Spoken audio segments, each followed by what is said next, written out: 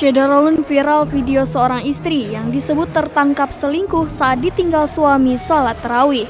Video tersebut beredar di sejumlah media sosial, salah satunya diunggah oleh akun @ndagels. Dalam video itu, seorang wanita tampak memohon ampun kepada seorang pria yang diduga suaminya. Narasi video menyebut, sepulang dari sholat tarawih, sang suami mendapati sang istri tengah berduaan bersama laki-laki lain.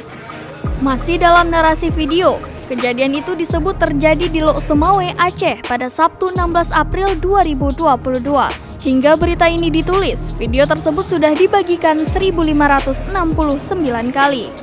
Terkait kebenaran video tersebut, Kepala Satuan Polisi Pamong Praja dan Wilayatul Hisbah atau Satpol PP dan WH Kota Lok Sumawe, Zulkifli buka suara.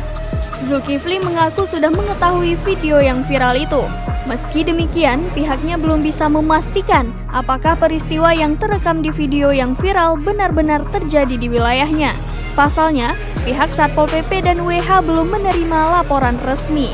Dia menerangkan, video tersebut diketahuinya setelah mendapat kiriman dari orang.